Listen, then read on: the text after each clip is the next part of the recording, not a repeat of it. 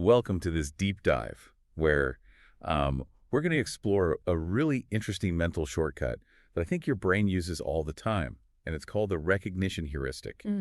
Ever heard of Munich? But not Dortmund. You'd probably guess that Munich is bigger. Right. And you'd be right. But what's fascinating is that this isn't just a lucky guess. It's actually a surprisingly powerful way our brains make decisions just using a sliver of knowledge. So we'll be diving into excerpts from a book titled The Recognition Heuristic, How Ignorance Makes Us Smart to Understand How This Works. What I think is really interesting about the book is that it argues that this isn't just like a quirky brain trick. Right. It actually suggests that sometimes knowing less can lead to more accurate judgment. I know, right? It sounds completely counterintuitive. Yeah. But that's the whole point of this deep dive, to unpack how this less is more effect plays out in our daily lives. So let's start with the basics. How is recognizing something different from actually recalling information about it? Well, it's a bit like seeing a familiar face in a crowd but drawing a blank on their name. Right. You recognize them, but you can't recall the details. And the book actually uses this fun Scottish word for this feeling, which is tartle. Okay. The interesting thing, though, is that recognition seems to tap into a separate system in our brains. Okay. I love that word tartle. I'm totally going to use that. Yeah. But I'm also curious about this separate system you mentioned. Well, there's this fascinating case study in the book about a patient named RFR who had severe amnesia. Oh, wow. And he couldn't even recognize his own family in photos. Oh, wow. However, he could still recognize famous faces.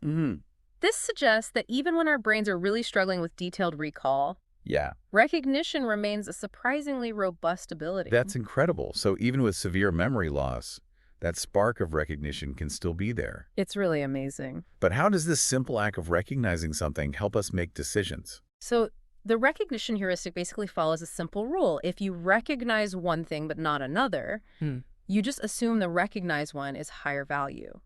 And whatever you're judging, be it population importance or anything else, really. So if I've heard of, say, Tesla, but not Lucid Motors, I might assume that Tesla is a bigger company just because I recognize the name. And in this case, I'd be right again. Exactly. But here's the catch, and it's a big one.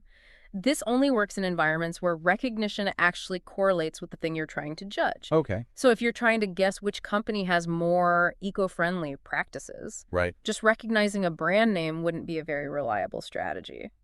That makes sense. So it's like a shortcut. But we need to be aware of the situations where it's actually a useful shortcut. Right. It can't be a one-size-fits-all approach to decision-making. Precisely. And that's what makes this whole idea so intriguing. Figuring out when this heuristic leads us astray and when it's surprisingly accurate. Okay, so let's talk about this less is more effect.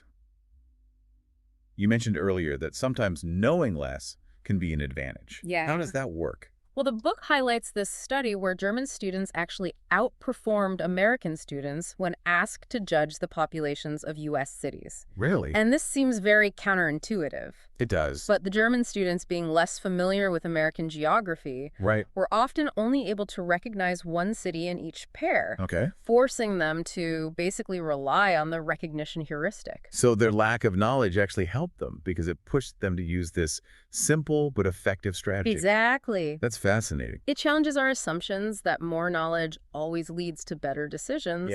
Sometimes having less information can clear the way for this surprisingly effective heuristic to take over. So there's like a sweet spot of ignorance where we know enough to recognize some things, but not so much that we get bogged down in all this conflicting information. Exactly, and the book actually backs this up with more research. They have people judge the populations of German cities before and after, learning some extra information about them, like which cities had major soccer teams. So they were given more information that could have helped them make a better judgment. What happened? Well, the results were surprising. Even with this extra knowledge, people overwhelmingly stuck with the recognition heuristic. It's as if their brains were saying, hey, I recognize this city, that's good enough for me. So even when presented with additional information that might contradict their recognition-based judgment, people still clung to that sense of familiarity. It seems so, and that raises an important question. Where does this sense of recognition come from, and how is it shaped by our experiences? That's a great question.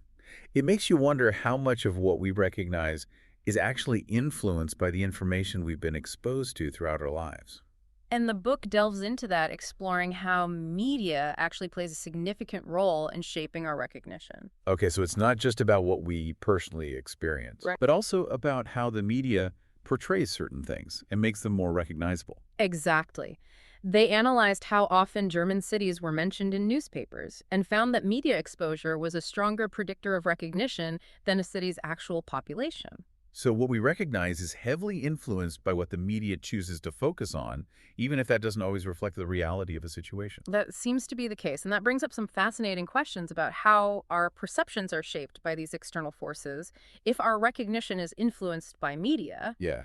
then our judgments based on that recognition might also be swayed. It's like media exposure creates a shortcut in our brains, making us more likely to recognize and favor things that have been repeatedly highlighted, even if those things aren't necessarily more important or valuable in reality. It certainly raises some interesting questions about how our brains process information and how those processes can be influenced. It's fascinating, isn't it? And this idea of media shaping our recognition ties directly into how institutions, particularly advertisers, have learned to leverage the recognition heuristic to their advantage. Oh, yeah.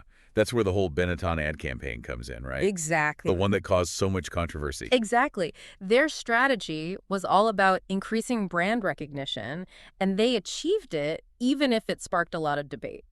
Yeah, I remember those ads being so visually striking Right? that it was like hard to forget them. Yeah, But they didn't really tell you anything about Benetton's clothing itself. that's the point. The goal was just to burn the Benetton name into your memory.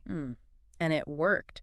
The sheer exposure to the brand, regardless of the context, boosted their recognition significantly. It's almost like those overnight fame experiments where researchers expose people to a bunch of random names. Yeah, And later, those same people misidentified some of those names as belonging to famous individuals, right. simply because they'd been exposed to them before. Precisely those experiments really highlight how easily our sense of recognition can be manipulated often without us even realizing it.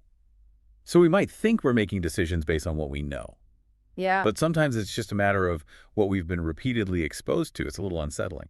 It is, and it underscores the importance of being aware of how our perceptions are shaped by these external factors now. Yeah. To loop back to something you brought up earlier, there's a crucial distinction to be made between the recognition heuristic and other memory-based concepts like availability and familiarity.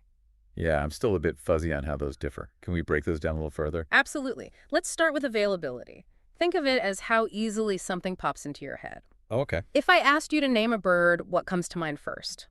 A robin. It's likely a bird you see frequently, Right. one that's readily available in your memory because of recent or repeated exposure. Okay, so availability is influenced by recency and frequency. Yeah. What about familiarity? Familiarity is more about feeling like, something, well, having been exposed to it repeatedly, but the recognition heuristic is different. It operates on a simple yes or no principle.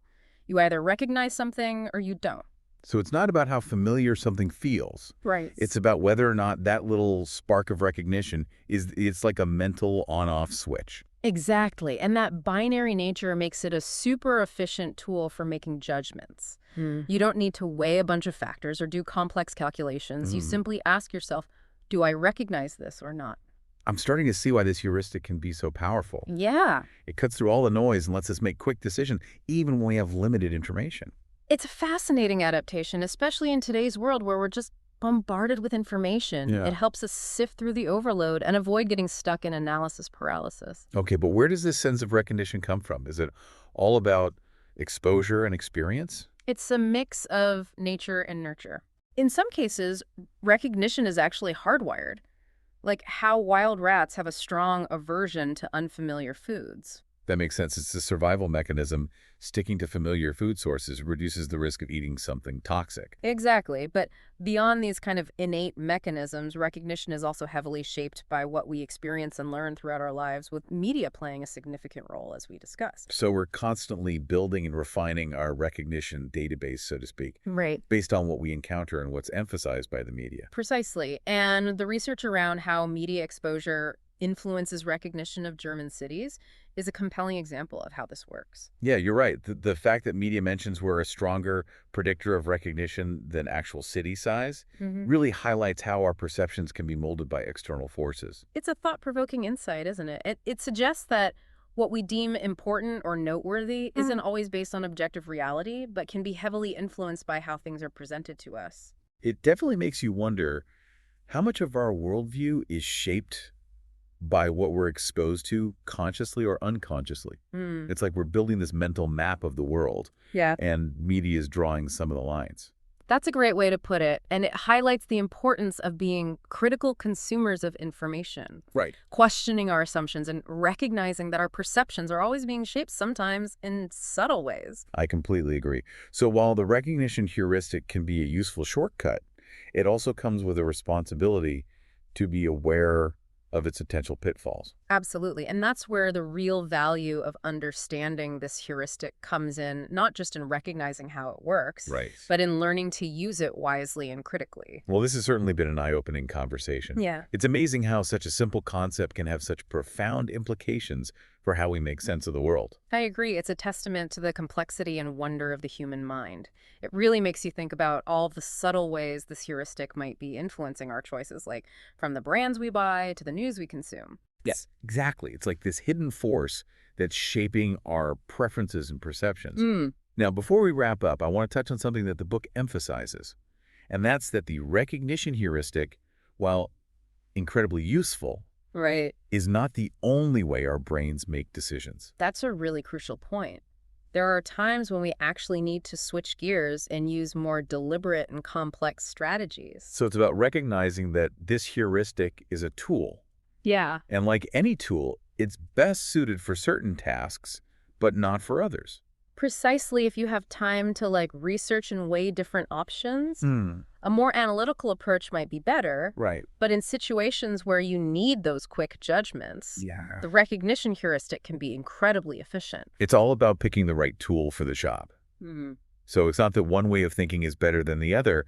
It's about understanding the strengths and limitations of each. I agree. And that's where the real value of understanding this heuristic comes in. Yeah. Learning to recognize when it's useful and when it might lead us astray. That's a great takeaway. This deep dive has definitely given me a new appreciation for how my own mind works and how much of my decision-making happens below the surface. I feel the same way. It's fascinating to kind of uncover these hidden processes and think about how they shape our interactions with the world.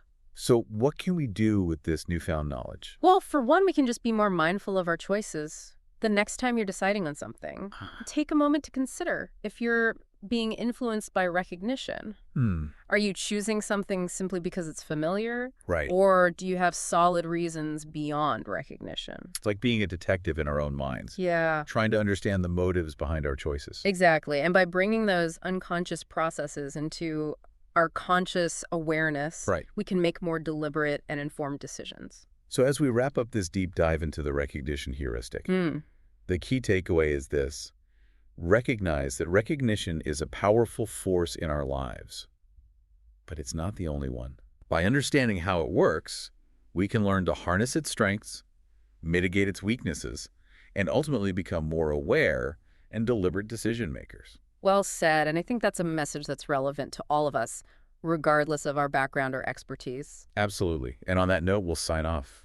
Thank you for joining us on this journey of exploring the human mind. Until next time, keep those minds curious. It really makes you think about all the subtle ways this heuristic might be influencing our choices, from the brands we buy to even the news we consume. Exactly. It's like this hidden force that's shaping our preferences and our perceptions. Now, before we wrap up, I want to touch on something the book emphasizes, and that's the idea that the recognition heuristic, while incredibly useful, Right. is not the only way our brains make decisions. That's a crucial point. Yeah. There are times when we actually need to switch gears and use more deliberate, more complex strategies. So it's about recognizing that this heuristic is a tool, and like any tool, it's best suited for certain tasks, but not for others. Precisely, if you have time to research and weigh different options, a more analytical approach might be bish. But in situations where you need those quick judgments, Right. the recognition heuristic can be incredibly efficient. It's all about picking the right tool for the job. Yeah. So it's not that one way of thinking is better than the other. It's about understanding the strengths and the limitations of each. I agree. And that's where the real value of understanding this heuristic comes in learning to recognize when it's useful and when it might lead us astray. That's a great takeaway. This deep dive has definitely given me a new appreciation for how my own mind works and how much of my decision-making happens below the surface. I feel the same way. It's fascinating to kind of uncover these hidden processes and then think about how they shape our interactions with the world. So what can we do with this newfound knowledge? Well, for one, we can just be more mindful of our choices the next time you're deciding on something. Take a moment to consider if you're being influenced by recognition. Are you choosing something simply because it's familiar? Or do you have solid reasons beyond recognition? It's like being a detective in our own minds, trying to understand the motives behind our choices. Exactly. And by bringing those unconscious processes into our conscious awareness, we can make more deliberate and informed decisions. So as we wrap up this deep dive into the recognition heuristic, the key takeaway is this: recognize that recognition is a powerful force in our lives. But it's not the only one. By understanding how it works, we can learn to harness its strengths, mitigate its weaknesses, and ultimately become more aware and deliberate decision makers. Well said, and I think that's a message that's relevant to all of us, regardless of our background or expertise. Absolutely. And on that note, we'll sign off. Thank you for joining us on this journey of exploring the human mind. Until next time, keep those minds curious.